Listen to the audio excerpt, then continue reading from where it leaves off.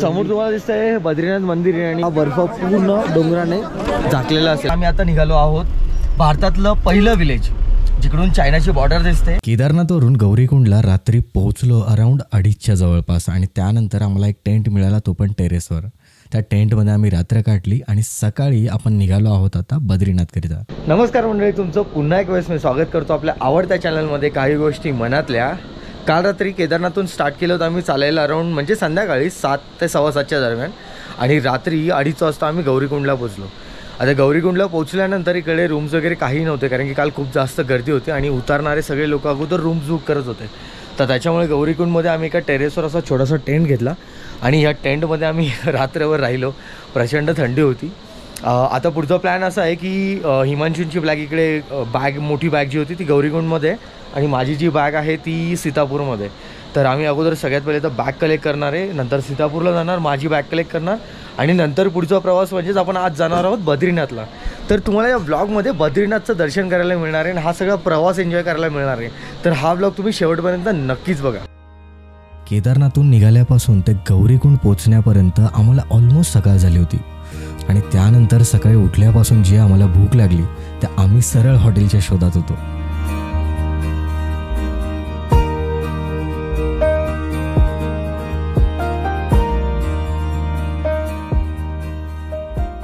आलो आहे सीतापूरला मी इकडे बॅग ठेवली होती आणि इकडून मी बॅग कलेक्ट करतोय. Thank you so much. आणि इकडून बद्रीनाथला जाण्याकरता डिरेक्टली गाडी तर नाही, पण बद्रीनाथला जाण्याकरता एका ठिकाणी स्टॉप घ्यावा लागेल. जर तुम्ही गव्हर्नमेंटची गाडी करून गेले तर तुम्ही डिरेक्टली जाऊ शकतात, पण नॉर्मली गाडी इकडून चोकताला जातात आणि चोकतावरून आपण बद्रीनाथला जाऊ शकतो. तर बघू आता कसं, कारण की हिमांशू आणि ते तिकडे पण कॅब वगैरे बघताय प्रायव्हेट गाडी. जर आपल्याला जर डिरेक्टली बद्रीनाथ मिळाली तर वेल अँड गुड, नाहीतर आपल्याला चोकता मिळेल तर आपण चोकताला जाऊन तिकडून दुसरी गाडी बघू. रात्री ज्यावेळेस आम्ही केदारनाथवरून उतरलो आम्ही कमीत कमी 26 ते 27 किलोमीटर चालत होतो आणि पूर्ण उतरत होतं, त्याच्यामुळे खूप जास्त पाय दुखत होते. आणि आता तुम्ही बघताय हे सगळं लगेज घेऊन जायचं आहे. तर ही जी तुम्हाला समोर दिसते ही आहे सीतापूरची पार्किंग. अशा 2 पार्किंग, इकडे सीतापूरला एक पार्किंग आहे, वरती सोनप्रयागला एक पार्किंग आहे. पण सीतापूरची पार्किंग ॲज कम्पॅरेटिव्हली सोनप्रयाग खूप लहान आहे, कमी आहे, ती लवकर भरली जाते आणि नंतर सोनप्रयागला गाडी लावायला तुम्हाला जागा मिळते. आता बीडची 4 मुलं भेटले, 4 मित्र, त्यांनी इकडे गाडी बघितली प्रायव्हेट आणि ते 4 आणि आम्ही 2, आम्ही असे सगळे मिळून आता बद्रीनाथला जाण्याचा प्लॅन करतो आहे. इकडे आता आम्हाला आपल्या धुळ्याचा ग्रुप भेटला आहे, जे सगळे आले आहेत केदारनाथला आणि आम्ही त्यांना थोडीफार इन्फॉर्मेशन देण्याचा प्रयत्न करतो आहे जे आमच्याकडून पॉसिबल आहे. त्यांना वरती काय काय गोष्टी करायला पाहिजे, काय नाही करायला पाहिजे, त्या सगळ्या गोष्टी आता हिमांशी गाईड करतायत त्यांना. बऱ्याच वेळानंतर आता आपल्याला फायनली गाडी भेटली आणि आता आम्ही बॅग वगैरे लोड करतोय सगळं. भयानक वाट लागली की इकडून बद्रीनाथ करता गाडीच भेटत नव्हती. ही पण येऊन घे भैया. बद्रीनाथ भगवान की जय, हर हर हर हर जय शंभो, छत्रपती शिवाजी महाराज की जय. आणि अशा सुंदर प्रकारे आता आपण सोनप्रयाग आणि केदारनाथला बाय बाय करतोय आणि प्रवास चालू करतोय तो म्हणजे बद्रीनाथचा. हा केदारनाथमधला 2 दिवसाचा जो एक्सपिरियन्स होता खूप अमेझिंग होता. या डोंगरदऱ्यांमधले ज्या आठवणी त्या कधीच आम्ही विसरू शकत नाही आणि खूप अविस्मरणीय क्षण होते 2 दिवसाचे की जी खूप मजा आली, खूप धमाल आली. हो, खूप धमाल आली. सर्वांना एक सजेशन आहे की तरुण वयाचं दर्शन घ्या. खूप छान आणि खूप मस्त आहे. मजा छान मस्त झाला, मजा आली, दर्शन चांगले झाले. ते म्हणतात ना की शिव ही एक ताकद आहे आणि त्याकरता बरेच परिश्रम आणि बऱ्याच गोष्टी केल्यानंतर आपल्याला त्याचं दर्शन होत असतं. आणि केदारनाथमध्ये घालवलेले हे मागचे 2 दिवस तसेच काहीसे होते. यात बऱ्याच गोष्टींचा अनुभव आम्हाला आला, बऱ्याच गोष्टी आम्ही फेस केल्या, पण त्याच्यातून आम्हाला पर्याय मिळाले आणि त्यामुळे केदारनाथमध्ये घालवलेले हे 2 दिवस आमच्याकरता अविस्मरणीय आहेत. सोनप्रयागहून बद्रीनाथला जाण्याकरता तर त्याच्यामध्ये जो चोकतावरून जो रस्ता जातो तो अतिशय भयंकर आहे. म्हणजे तिकडे थोडे लँडस्लाईड वगैरे झाले तर त्याच्यामुळे आपण त्या रस्त्याने जात नाही हो, कारण तिकडे आता ट्रॅफिक वगैरे. आणि रुद्रप्रयागहून जो रस्ता जातो तो बऱ्यापैकी चांगला आहे. ज्या रस्त्याने आपण आता जात आहोत तर आपल्याला काही ट्रॅफिक वगैरे काही लागली नाही. तर तुम्ही ज्यावेळेस प्रायव्हेट व्हेकल कराल तर ही इन्फॉर्मेशन तुम्ही ड्रायव्हरला विचारा की तो कोणत्या मार्गाने जातो आहे आणि त्यानंतर तुम्ही मग डिसिजन घ्या. 4 तास प्रवास केल्यानंतर आता छोटासा ब्रेक घेतला आहे जेवणाचा. तो म्हणजे तिलवाडापासून हार्डली 5 ते 10 किलोमीटरच्या अंतरावर एक नवलापानी म्हणून आहे, जिकडे मी आता थांबलो आहे पेटपूजा करायला आणि जेवण झाल्यानंतर मग आपण पुढचा प्रवास करणार आहोत. रात्रभर आपण उतरून आलो होतो आणि त्यानंतर इथं डिरेक्टली प्रवास सुरू केला आहे. जास्त झोप वगैरे नव्हतं झालं कोणाची, त्यामुळे सगळे थकलेत. भाऊची ड्रायव्हिंग आणि भाऊची ड्रायव्हिंग म्हणजे भाऊ पायलट आहे आपले. हाडांचा कुळकुळा झालाय. जबरदस्त गाडी चालवत आहे, जबरदस्त. म्हणजे इकडेचे जे पहाडी ड्रायव्हर आहेत ना, यांची बरोबरी कोणीच नाही करू शकत. खतरनाक गाडी चालवतो.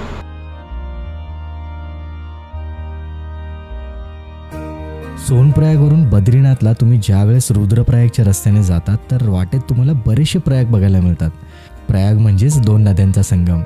आता मात्र संध्याकाळ व्हायला सुरुवात झाली होती आणि आम्हाला माहिती नव्हतं की आमचा प्रवास याच्यानंतर एवढा थरारक होणार आहे. आम्ही पोहोचलो आता कर्णप्रयागला. इकडे 2 नद्यांचा संगम आहे. जिकडे जिकडे प्रयाग वर्ड येतोय ना, तर तिकडे तिकडे 2 नद्यांचा संगम आहे. तर इकडे 2 नद्यांचा संगम आहे, ते म्हणजे अलकनंदा आणि पिंडार. आणि अशा प्रकारे 10 ते 12 तासांचा थरारक प्रवास करून आम्ही सगळे पोहोचलो बद्रीनाथला. आणि फायनली आम्ही बद्रीनाथला पोहोचलोय. समोर जे बघतायत ते बद्रीनाथ मंदिर आहे. मागे जो बर्फाचा डोंगर आहे, मला बोलता येत नाही, खूप जास्त थंडी आहे. आम्ही इकडे रूम करण्याकरता थांबलो आहे. आता रूम करू, थोडंसं फ्रेश वगैरे हो आणि नंतर दर्शनाला जाऊ. आपण आता जातोय मंदिराकडे. समोर दिसतंय ते मंदिर आहे. आज ॲक्च्युली खूप जास्त गर्दी दिसते इकडे सुद्धा. तर जेव्हा तुम्ही बद्रीनाथला येतात तर बद्रीनाथला मार्केट सोडल्यानंतर तिकडे एक ऑफिस आहे, जिकडून तुम्हाला टोकन घ्यावं लागतं एंट्री करता. सेम जसं आपण केदारनाथला घेतलं होतं. तर आपण आता ते टोकन घेतलं आहे. चारही साईडला बर्फाने संपूर्ण आच्छादलेले डोंगर आणि त्यातून खळखळणारी अलकनंदा नदी. वातावरणामध्ये प्रचंड गारवा आणि समोर असलेलं बद्रीनाथ मंदिर. हे असं सुंदर बद्रीनाथचं दृश्य होतं. तर समोर तुम्हाला दिसतंय बद्रीनाथ मंदिर आहे आणि त्याच्या बाजूने ही अलकनंदा नदी वाहते. मला वाटतं हे समोरचे जे कुंड आहे ते गरम पाण्याचं कुंड आहे, जिकडे सगळे लोक इतर आंघोळ वगैरे करतायत. तर चल आपल्याला जायचं त्या ब्रिजने. आणि हे सगळं दृश्य डोळ्यांमध्ये टिपून घेत असताना मात्र मनामध्ये एक वेगळ्याच प्रकारची प्रसन्नता होती. अंदर लक्ष्मी जी का मंदिर है, ओके. वहाँ पे छुआ के तिलक करके आपको घर के लिए वापस मिलेगा. ओके. मंदिराकरता ज्यावेळेस तुम्ही ब्रिजवरून सरळ जाता, इकडे चप्पल ठेवण्याकरता स्टँड आहे आणि इकडेच तुम्ही प्रसाद वगैरे घेऊ शकतात. प्रसाद घेतल्यानंतर खाली इतर कुंड आहे, जिकडे जाऊन तुम्हाला आंघोळ करायची असेल तर तुम्ही आंघोळ करून फ्रेश वगैरे होऊन नंतर दर्शनाकरता जाऊ शकता. आता ऑक्टोबरचा महिना म्हणजे आज 6 तारीख आहे, तर अराऊंड ऑक्टोबरच्या वेळेस संपण्यात येईल मंथ असेल, तर त्यावेळेस हा बर्फ पूर्ण डोंगराने झाकलेला असेल, म्हणजे बर्फ इकडे पूर्ण पडलेला असेल. हिमालयाच्या कुशीत असलेलं बद्रीनाथ हे मंदिर. चारही साईडला संपूर्ण गारठा आणि या सगळ्यामध्ये मंदिराच्या परिसरात असलेलं उकळत्या पाण्याचं कुंड. हे सगळं बघितल्यानंतर मनामध्ये फक्त एकच प्रश्न आला की देवाने तर आपल्या सगळ्या सुखसोयी अगोदरच करून ठेवल्यात. आपली तर फक्त मनापासून इच्छा पाहिजे त्याला भेटायची.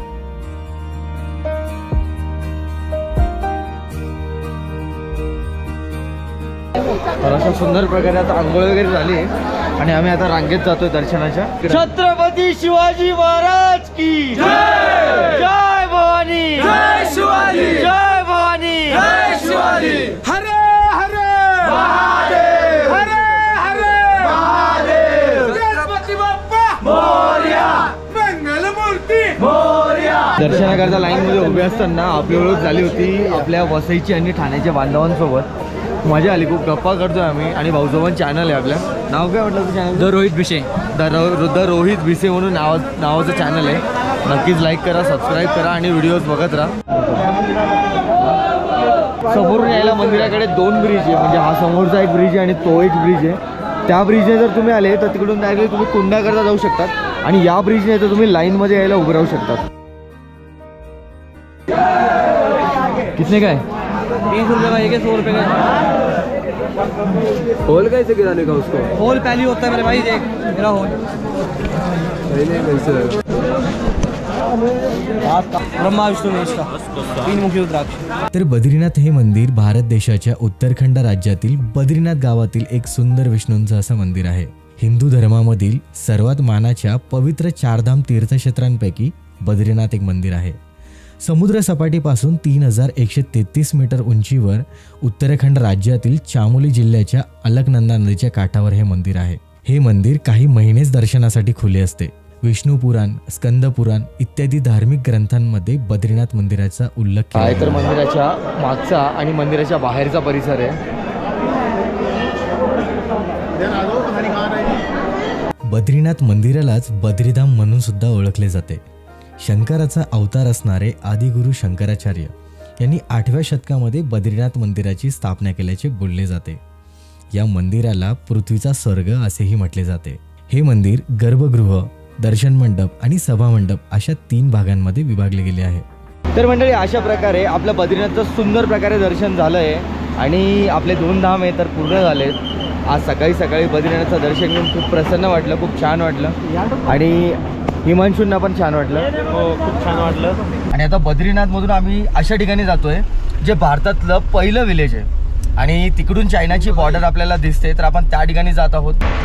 तर बद्रीनाथ मंदिर हे अगदी मागे आहे. ज्यावेळेस तिकडून एक नदी जाते त्या नदीच्या मार्गे तुम्ही बद्रीनाथ मंदिराकडे जाऊ शकतात आणि या विलेजला जाण्याकरता जो रस्ता आहे तो बद्रीनाथ टेम्पलच्या अगदी मागूनच आहे. तुम्हाला जर या विलेजला जर जायचं असेल तर तुम्ही बद्रीनाथ जे मेन बस स्टॉप आहे तिकडून तुम्हाला प्रायव्हेट गाड्या मिळतात, त्या प्रायव्हेट गाड्यांनी तुम्ही तिकडे जाऊ शकता. उत्तराखंडमध्ये असलेले माना गाव हे आपल्या सांस्कृतिक वारशासाठी आणि तसंच इतर कारणांसाठी खूपच प्रसिद्ध आहे. या गावचा एक सुंदर असा रंजक इतिहास आहे. उत्तराखंडमधील माना गाव आपले भारतीय शेवटचे गाव म्हणून ओळखले जाते. तर मंडळी, तुम्ही माझ्या मागे बघतायत हे आहे माना विलेज, जे भारतातलं सगळ्यात पहिलं विलेज आहे. आणि या माना विलेजपासून अगदी 3 किलोमीटरवर जिकडे रस्ता तुम्हाला वरती दिसतो आहे ती आहे चायनाची बाँड्री. सो आपण आता भारताच्या अगदी पहिल्या टोकावर उभं आहे आणि आपल्या समोरच चायनाची बाँड्री. हे सगळे जे पर्वत आहे ही पूर्ण चायनाची बाँड्री आणि तुमच्या समोर दिसतं हे भारतातलं पहिलं विलेज आहे आणि भारतातलं पहिलं पोस्ट ऑफिस आहे तर या विलेजमध्ये. आपल्याला इकडे भेटले नीरज शर्मा, ज्यांना इकडची काही इन्फॉर्मेशन माहिती है आणि आपण त्यांच्याकडून जाणून घेऊया विलेज बद्दल. अलकनंदा नदी आ रही है यहाँ से और वासुधारा है 6 किलोमीटर. अच्छा, वहाँ पे वहाँ सामने जो आपको झरना दिख रहा है ना, हाँ, हाँ. वहाँ झरने हैं 3-4. ओके वहाँ वासुधारा है, यहाँ से 6 किलोमीटर है. ओके और वहाँ बीच रास्ता मतलब काफ़ी वैसा एरिया है, बहुत टिपिकल एरिया है. ओके. और वहाँ जाना भी होता है किसी को तो वो सुबह निकलता है 6 बजे, शाम को 7-8 बजे तक लौट के आता है वहाँ से. बाप रे, इतना दूर है. हाईएस्ट है और एक तो ये स्टीप चढ़ाई है ये. ओके. और वहाँ रास्ते में कुछ नहीं मिलेगा आपको, इवन पानी तक नहीं मिलेगा. अच्छा, सब कैरी करना हाँ, पड़ेगा. सब आपको कैरी करके ले जाना पड़ेगा. सामने आपका माना विलेज है, सामने जस्ट सामने ये वाला राइट. यहाँ पे आपको सरस्वती नदी जहाँ विलुप्त हो जाती है वो आपको देखने को मिलेगा. एक भीमपुल है, वहाँ भीमपुल जो है वो देखने को मिलेगा. एक व्यास गुफा है, एक यहाँ गणेश गुफा है. आप वहाँ जाके आइए, वहाँ 4 पॉइंट है देखने के लिए माना विलेज में. ओके. और एक लास्ट विलेज की जो चाय की दुकान है आपको 2 साइड मिलेगी. एक तो वहाँ मिलेगी, झरने के लिए जाते हैं वो रोड पे, वहाँ पे वो जस्ट कॉर्नर पे दिख रही है आपको. ओके. और एक यहीं दिखेगी बॉर्डर के नीचे लाइन पे. ओके. ये आप जो देख रहे हैं ऊपर ही ना, ये पूरा बॉर्डर का वो है, रोड है ये, बॉर्डर वाले चाइना बॉर्डर, चाइना बॉर्डर वाला वो तो रोड है ये. चाइना अच्छा, बॉर्डर आगे है. ओके ओके ओके, चलेगा. Thank you so much. आणि ही सगळी माहिती घेतल्यानंतर मी निघालो ते म्हणजेच मानागावच्या दिशेने.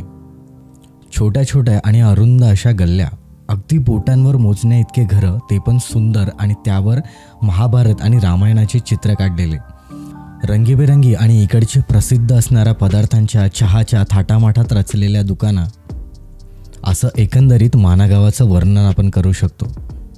हे माना विलेजचं ॲक्च्युली मार्केट आहे, छोटंसं मार्केट आहे. बाकीचे ऑफिस किंवा बाकीचे घरं आहेत ते नदीच्या साईडला डाव्या हाताला. आणि अशा प्रकारे भारताच्या पहिल्या विलेजवर आम्ही आमच्या या प्रवासाचा शेवट केला. केदारनाथ यात्रा ही आमच्या आयुष्यातली एक अविस्मरणीय यात्रा होती आणि आयुष्यभर राहणार आहे. आणि हे सगळे अविस्मरणीय क्षण आम्ही आमच्या डोळ्यात टिपून तुमच्यापर्यंत व्हिडिओच्या माध्यमातून घेऊन आलो. मित्रांनो, अशा बऱ्याच आठवणी, अशा बऱ्याच गोष्टी मी नेहमी तुमच्यासमोर घेऊन येण्याच्या प्रयत्नात असतो आणि घेऊन येतही असतो. आणि या आमच्या सगळ्या आठवणींमध्ये आणि या आमच्या अखंड प्रवासामध्ये आमच्यासोबत तुम्ही सहभागी व्हा. मला मनापासून खात्री आहे की तुम्हाला ही केदारनाथ यात्रा, बद्रीनाथ यात्रा खूप खूप आवडली असेल. आणि जर आवडली असेल तर नेहमीसारखं प्रेम असू द्या. जय भोले. लाईक करा, शेअर करा आणि सबस्क्राईब करायला विसरू नका. Thank you so much. टाटा, बाय बाय.